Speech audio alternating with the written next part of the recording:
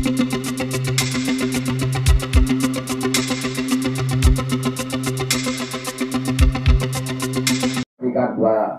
સ્વાગત કરું છું। આજના આ અવસરની શુભ શરૂઆત કરવી છે ત્યારે આજના મંચને શોભ લેવડાવશો। આપણી વચ્ચે ઉપસ્થિત પ્રોફેસર શ્રી સાહેબ આપણી વચ્ચે ઉપસ્થિત હોય માનનીય શ્રી આયુષ ભટ્ટ સાહેબ વિનંતી કરશું કે સાહેબ આપ આજના અમારા આ મંચને શોભાવશો। એવા જ માનવંતા મોંઘેરા મહેમાન માનનીય શ્રી વિરેન્દ્ર પ્રતાપ માહિતગાર થઈએ આપણે અને એ માહિતી આપણે ઘરે જે भारत माता की वंदे वंदे। આજના આ કાર્યક્રમની શરૂઆત દીપ પ્રજ્વલિત કરીને કરવી છે કારણ કે સૂર્યનારાયણ અને દીપ નારાયણને પ્રાર્થના કરવી કે હે દીપ નારાયણ અમારા જીવનની અંદર રહેલા દુર્ગુણોને ઉલેશી અમારા જીવનની અંદર સદગુણોનો સંચય કરજો। એના માટે માનવંતા મોંઘેરા મહેમાનોના વરદ હસ્તે આજનું આપણે દીપ પ્રાગટ્ય ઈશ્વર એટલી શક્તિ અમને આપજો કે અમારું જીવન છે એ કદાચ કોઈનું જીવન બચાવ। જોરદાર તાળીઓના નાદ સાથે આ દીપ પ્રાગટ્યને આપણે વધાવશું। वक्रतुंड महाकाय सूर्यकोटि समप्रभा निर्विघ्नं कुरु मे देव सर्वकार्येषु सर्वदा। या देवी सर्वभूतेषु वाणी रूपेण संस्थिता नमस्तस्यै नमस्तस्यै नमस्तस्यै नमो नमः। या देवी सर्वभूतेषु शक्ति रूपेण संस्थिता नमस्तस्यै नमस्तस्यै नमस्तस्यै नमो नमः। या देवी सर्वभूतेषु विद्या रूपेण संस्थिता नमस्तस्यै नमस्तस्यै नमस्तस्यै नमो नमः। या देवी सर्वभूतेषु वाणी रूपेण संस्थिता नमस्तस्यै नमस्तस्यै नमस्तस्यै नमो नमः। मां सरस्वती ने याद करी અને આજના દીપ પ્રગટ્યથી માનનીય શ્રી પરમેશસિંહ આર રાજપૂત રાષ્ટ્રીય અધ્યક્ષ ફરિયાદી સંઘ ઓફ માનવ અધિકાર અમારા અધ્યક્ષ સ્થાનેથી આપ સૌ મહેમાનોનું શબ્દથી સ્વાગત કરશે। માનનીય શ્રી પ્રદીપજી।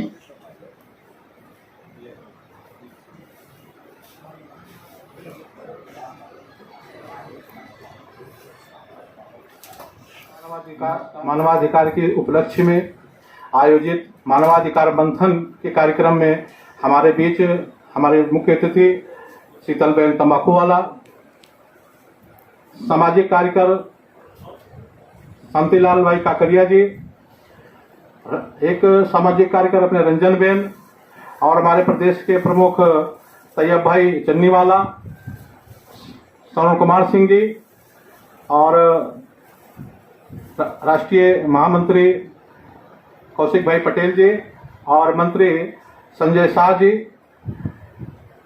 सभा खंड में उपस्थित सभी आए हुए अतिथिगण, फरियादी संघ मानवाधिकार के पदाधिकारी और कार्यकर्तागण, आप सबका मानवाधिकार के फरियादी संघ की तरफ से हार्दिक स्वागत है, अभिनंदन है, वंदन है।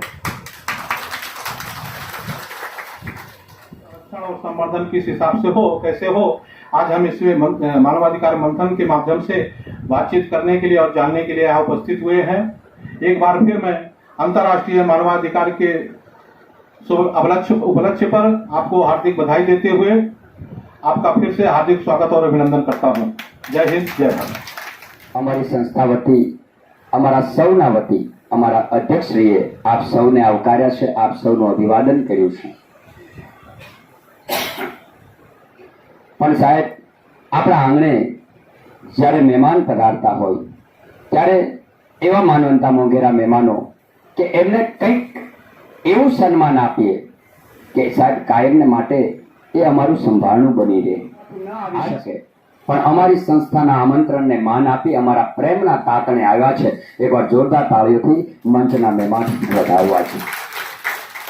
ત્યારે આજના અમારા મોંઘેરા મહેમાન माननीय अध्यक्ष श्री प्रदीप सिंह आर राजपूत અને સાથે જોડાશે માનનીય શ્રી સંજયભાઈ શાહ નેશનલ કારણ કે आज डबल गौरव છે। એક હોદ્દાનું સન્માન તો થઈ રહ્યું છે પણ સાથે સાથે નારી ગૌરવ પટેલ છે કે સાહેબ જ્યારે જ્યારે અમારી સંસ્થાએ હાકલ કરી છે ને ત્યારે ખરેખર અમે સાહેબ નોંધ લઈએ છીએ। એવા જ માનનીય શ્રી તૈયબભાઈ ચલીવાલા સામાજિક અગ્રણી અને અમારો સંસ્થાનો અડધી રાતનો હોકાર અહીંયા ઉપસ્થિત હોય છે। એકવાર જોરદાર તાળીથી વધાવીએ તૈયબભાઈ ચલીવાલાને અને સાહેબશ્રીને મારી વિનંતી કરવી છે કે સાહેબ આ તૈયબભાઈ ચલીવાલાનું સન્માન કરતા અમારી ફરિયાદી સંઘ ખૂબ ગૌરવની લાગણી અનુભવે છે. સાહેબ શ્રીને અમે ખૂબ ખૂબ અભિવાદન કરીએ છીએ, એમનું સન્માન કરીએ છીએ. એક એક મહેમાનોને આપણે જેટલા પણ બિરદાવીએ એટલા તાળીઓના નાદ સાથે આપણે તૈયબ સાહેબને વધાવશું. કહેવાય છે કે જે નથી મફતમાં મળતા એના મૂળ ચૂકવવા પડતા. આ મહેમાનોને માન અને સન્માન નથી મફતમાં મળતા. સાહેબ સુગંધની જેમ ઘસાય અને આ સમાજને જ્યારે સુગંધ આપે છે ને ત્યારે સુગંધનું આ સન્માન હોય છે. પણ જોરદાર તાળીઓના નાદ સાથે ડાયરેક્ટર અને સોશિયલ વર્કર માનનીય મહોદય અમારા વડીલ શાંતિલાલ કાકડિયા વિનંતી કરી છે. માર્ગદર્શન પૂરું પાડવા શાંતિલાલ કાકડિયા દિવાળબા ચેરિટેબલ ટ્રસ્ટના અમારા અધ્યક્ષશ્રીનું સન્માન થતું હોય. જોરદાર તાળીઓના નાદ સાથે આપણે અભિવાદિત કરશું આ સન્માનને. ખૂબ ખૂબ આભાર સાહેબ. નાના બાળકથી લઈને વયોવૃદ્ધ સુધી બધાની સાથે જેને મિત્રતા છે એવું વ્યક્તિત્વ આજ અમારી વચ્ચે ઉપસ્થિત છે. એનું સન્માન પણ આપણને બધાને સાહેબ સેવા પ્રદાન કરે છે. ત્યારે આજ આપણું સૌનું હૈયું સાહેબ ગૌરવ અનુભવે કે આવી પરિસ્થિતિમાં જન્મે. સાહેબ માં ભગવતી આપને ખૂબ શક્તિ આપે. સમાજ સેવાની અંદર આપનું સરસ મજાનું જીવન પસાર થાય એવી અમારી ખૂબ ખૂબ શુભેચ્છા છે. અને અમારે મહેમાનોનું હૃદયના शुरू करो। नमस्कार दर्शक मित्रों, मैं प्रदीप सिंह राजपूत, राष्ट्रीय अध्यक्ष फरियादी संघ आम मानवाधिकार। आज फरियादी संघ आम मानवाधिकार के तत्वावधान में आयोजित 10 दिसंबर अंतर्राष्ट्रीय मानवाधिकार दिन के उपलक्ष्य में एक मानवाधिकार मंथन का सभा का आयोजन किया गया है, जिसमें मानवाधिकार संरक्षण और मानवाधिकार संवर्धन के बारे में विस्तृत मंथन के लिए हम लोग यहाँ इकट्ठा हुए हैं। हमारे बीच मुख्य वक्ता के रूप में और मुख्य अतिथि डॉक्टर शीतलबेन तम्बाकूवाला MSW हमारे बीच उपस्थित हैं और बृहद जानकारी मानवाधिकार के विषय पर इनके द्वारा दी जाएगी। हम ये चाहते हैं कि मानवाधिकार संरक्षण और संवर्धन के द्वारा समाज में जो आर्थिक, सामाजिक और सांस्कृतिक स्वतंत्रता मिली हुई है वो सभी मानवों को अच्छी तरीके से प्राप्त हो और सभी देश के वासियों को खुशहाली, समृद्धि और सेवा मिले, ऐसी हम लोगों की कामना है। मंथन के जरिए कितने लोग जुड़े और क्या खास रहेगा मंथन में, क्या निकलेगा? मंथन में यह है कि मानवाधिकार का संरक्षण किस हिसाब से अच्छी तरीके से हो सकता है और मानवाधिकार का संवर्धन कैसे हम योजनाओं को बना करके बृहद रूप में मानवाधिकार का संरक्षण हो, सुरक्षित हो मानवाधिकार और लोगों तक जागरूकता फैले, लोगों तक इसका मानवाधिकार के जानकारी लोगों तक पहुँचे, उस पर विचार विमर्श होगा। नमस्कार, मेरा नाम डॉक्टर शीतल तम्बाकूवाला है और मैंने सोशियोलॉजी में PhD की हुई है। मैं प्रोफेसर हूँ, मैं रिसर्चर भी हूँ। मैं समाज कार्य से जुड़ी हुई हूँ, मेरी एक NGO है। साथ ही साथ मैं साइकोलॉजिस्ट भी हूँ, जहाँ पे मेरा एक काउंसलिंग सेंटर है।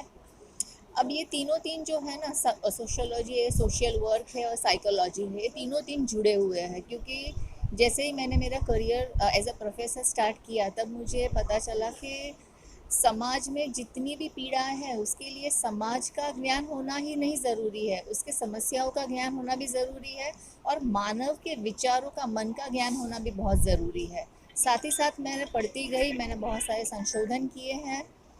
प्रदीप जी से मैं कई सालों से जुड़ी हुई हूँ। हमारे स्टूडेंट्स उनके वहाँ प्लेसमेंट में जाते थे और प्रदीप जी बहुत अच्छा कार्य कर रहे हैं। और आज एक प्लेटफॉर्म मिला है जहाँ पे सभी को पता है मानव अधिकार है क्या, पर मानव अधिकार के बारे में डिटेल में माहिती देना चाहती हूँ कि आप कैसे इसको अपनी डेली रूटीन में, आपको अगर इन्फॉर्मेशन होगी, आपको जानकारी होगी तो आप दूसरों को भी प्रोत्साहित कर सकते हो। बस यही एक प्रयास है आज का। आज खास करके मानव अधिकार मंथन में किस किस बातों पे प्रकाश डाला गया और किस किस बातों पर लोगों को आगे जाना चाहिए?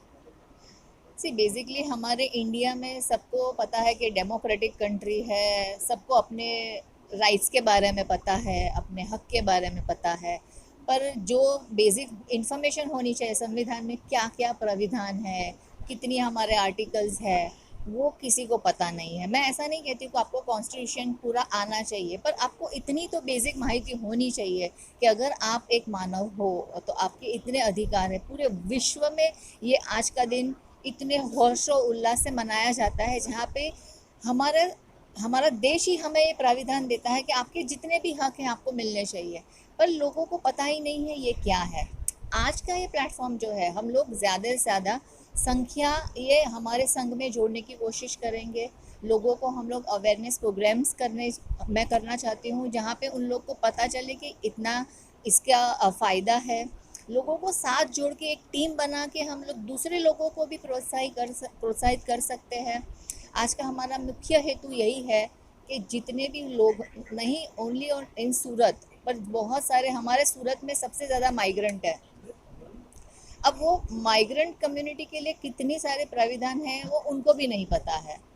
तो बस वही हमारा एक प्रयास है कि मैक्सिमम लोगों को हम लोग जोड़े, उनको इन्फॉर्मेशन दे, एक पहले इन्फॉर्मेशन दे और बाद में जिन लोग को तकलीफ़ें हैं उन लोग की तकलीफ़ों को हम लोग कैसे दूर कर सकते हैं, बस वही प्रयास है आज का। अब महिला के नाते क्या कहेंगे, जिस तरह से महिलाओं को खास विशेष अधिकार हमारे संविधान में, महिलाओं को उसके बारे में ज़्यादा अभी भी आज़ादी के बाद भी नहीं, क्या कहेंगे?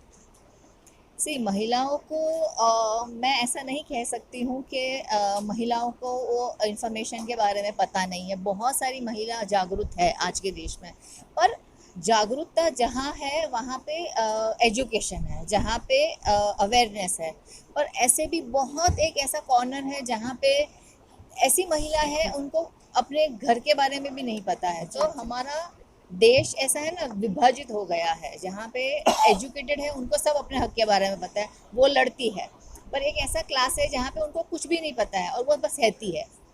तो अब ये जो विभाजित है, तो ये विभाजन को हम लोग कैसे दूर कर सकते हैं? जब भी कोई शिक्षित महिला अशिक्षित महिला का हाथ पकड़ लेती है, हाथ थाम लेती है, तो वो अपना ज़िंदगी की जितनी भी तकलीफ़ है वो दूर कर सकती है।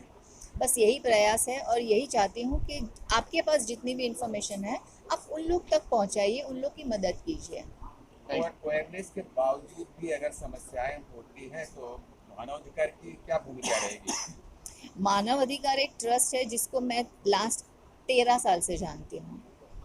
प्रदीप जी ने बहुत प्रयत्न किया है, कई बार वो अपने आउट ऑफ वे जाके, ऐसा है नहीं है कि भाई उनका एनजीओ है, उनका काम है, उन्होंने हमेशा आउट ऑफ वे जाके लोगों की मदद की है। और अवेयरनेस प्रोग्राम एक पार्ट है जहाँ पे आप लोगों को पहले बता देते हो कि ये प्राविधान है, और कई बार ऐसा होता है कि लोगों को माहिती होने के बावजूद भी वो लोग डरते हैं, वो उन लोग की हिम्मत खुलती नहीं है। तो जहाँ पे हिम्मत, साहस और साथ देने की ज़रूरत है, वो हमारा ये जो फरियादी संघ है वो आराम से उनको सहमति भी देता है, सपोर्ट भी देता है। अब मैं हमेशा एक चीज़ बोलती हूँ कि आपको कोई भी हमेशा मदद करना चाहेगा, पर जब तक आप खुद नहीं चाहोगे अपनी ज़िंदगी में बदलाव लाना, तब तक कोई भी आपको बदलाव नहीं ला सकता है। तो आपको एक इनिशिएट तो लेना ही पड़ेगा। अपनी लाइफ को चेंज करने के लिए आपको ही पहला कदम उठाना है, फिर आपको साथ देने के लिए फरियादी संघ है, प्रदीप जी है, हम हैं, सारे जन हैं। आज का कार्यक्रम जो है उसका मेन उद्देश्य ये है कि आपको इसके बारे में इन डिटेल माहिती पता चले कि भाई ह्यूमन राइट्स है क्या, ह्यूमन राइट्स के लिए हम लोग क्या कर सकते हैं। और अगर आप लोग को नहीं कुछ पता है तो फरियादी संघ जो है वो बहुत सालों से इसके अंदर बहुत अच्छे से काम कर रही है, जहाँ पे मेरा पर्सनल अनुभव भी है कि वो कोई जात पात कुछ नहीं देखती है, ना ऐसा कुछ देखती है कि भाई आप इसकी नाम लेके आए हो तो ही मैं आपका मदद करूंगा। हमारे पास बहुत ऐसे किस्से हैं, बहुत सारे, आप अगर उनके एफबी अकाउंट पे जाओगे तो उन्होंने बहुत सारा समाज का हित में बहुत कार्य किए हैं। तो आपके पास एक संघ है जहाँ पे आपको कोई चीट नहीं कर सकता है, आपको कोई धोखा नहीं दे सकता है, तो उसके साथ अपनी फरियादें शेयर कर सकते हो। आज आपका एक प्लेटफॉर्म है जहाँ पे मुझे जितना पता होगा मैं आपको इतना इन्फॉर्मेशन दूंगी, क्योंकि अगर उसका भला हो गया और उसके पास में ही उसका दोस्त होगा या उसका कोई पारिवारिक सदस्य होगा या कोई भी होगा तो वो उसको मदद नहीं करेगा। ये जो है ना, ये एक साइकिल के जैसा रहता है। अगर मैंने आपकी मदद की है तो आपको तीसरे की मदद करनी है, उसको अगले की मदद करनी है। वैसे ही हम समाज में बदलाव ला सकते हैं। अगर आपका अच्छा हो गया, चलो मेरे पास आ गया है, मेरा आधार कार्ड बन गया, मेरा वोटिंग कार्ड बन गया, मेरा ये विडो का जो कार्ड है आयुष्मान कार्ड बन गया। अब तो हमारे सरकार ने भाई इतनी सारी फैसिलिटीज मीडिया के द्वारा, आपके पास इतना इजी एक्सेस है कि मीडिया पे आपने कुछ भी गूगल पर डाला तो आपको इन्फॉर्मेशन मिल जाती है। और वापस मैं कहूँगी कि गूगल पे जो भी इन्फॉर्मेशन है उसको आंख बंद करके फॉलो मत कीजिएगा, क्योंकि कई बार उसमें थोड़ी कम इन्फॉर्मेशन या गलत इन्फॉर्मेशन भी होती है। तो चलेगा कि इसका पूरा प्रोसेस क्या है। कई बार होता है ना ऐसा कि हमें कुछ चाहिए होता है, हम लोग घूमते रहते हैं, इसके पास जाए वो बोलेगा इसके पास जा, वो घूमते घूमते हम लोग फाइनली इतने थक जाते हैं कि हम हमारी समस्या को छोड़ देते, जाने तो भी करना ही नहीं है आगे। तो ये सारी बातों का आपको ध्यान रखना है। समस्या होने से पहले हम लोगों ने इन्फॉर्मेशन ले ली, वो एक स्टेज होता है। दूसरा होता है बीमार हो गए फिर डॉक्टर के पास जाना होता है। तो जब आप बीमार हो जाते हो, और हमारे प्रदीप जी ने ऐसा निर्णय किया है कि वो 13 साल से ऐसा कर रहे थे कि बीमारों को दवाई देते थे, जिनकी जो समस्या होती है उन लोग की वो समस्या का निवारण लाने के लिए कुछ ना कुछ गड़मथल करते रहते, यहाँ जाते वहाँ जाते, उसको अल्टीमेटली उनके प्रॉब्लम को सॉल्व कर देते थे। और जब हमारा मीटिंग हुआ तब हम लोगों ने ये निर्णय किया है कि अब की बार आगे से हम लोग हर 3 महीने में एक मीटिंग रखेंगे, जहाँ पे हम एक एक टॉपिक को लेके इन डिटेल समस्याओं की बात करेंगे कि भाई ये समस्या कैसे आप लोग उसका दूर कर सकते हो, कैसे इसमें प्रिवेंशन आ सकता है। तो ये क्या होता है, एक जागरूकता कार्यक्रम हो जाएगा। तो 4 साल में अगर आप 4 कार्यक्रम जागरूकता अटेंड करते हो तो आपके पास कितनी इन्फॉर्मेशन आ जाएगी। तो जब भी ये कार्यक्रम आने वाला हो तब आप प्रदीप जी आप सभी को भी इसकी इन्फॉर्मेशन पास करेंगे, और तब आप ये प्रोग्राम अवश्य से उसको अटेंड कीजिए जहाँ से आपको बेसिक इन्फॉर्मेशन के बारे में पता है। क्योंकि हमारा जो ये देश है ना, उसमें कैसा है ना कि बहुत तरह तरह के जात पात है, सबके अपने अपने नियम कानून है। अब आपको सभी का नहीं पता हो, पर अपने खुद का, जैसे हमारा ये जो सूरत सिटी है जिसमें टेक्सटाइल और डायमंड सबसे बड़ा हब है, सूरत सिटी को डायमंड सिटी भी कहा जाता है। तो हमारे पास सबसे ज़्यादा मैक्सिमम माइग्रेंट पॉपुलेशन, पर प्रांत के लोग बहुत ज़्यादा है यहाँ पे, पर प्रांत के लोग इतने ज़्यादा है, पर यहाँ पे आके उन लोग के पास क्या प्राविधान है, उन लोग को क्या फैसिलिटीज दी जाती है, उन लोग को पता ही नहीं है। मैं लास्ट ईयर जब यूनिसेफ का प्रोजेक्ट कर रही थी तब हम लोग आंगनवाड़ी में काम कर रहे थे, सरकारी स्कूल में काम करते थे। और कई होते हैं जो सीजनल माइग्रेशन करते हैं, 6 महीना यहाँ रहते हैं, 6 महीना अपने गाँव चले जाते हैं, वहाँ पे खेती करते हैं। तो उसमें बच्चे की पढ़ाई डिस्टर्ब हो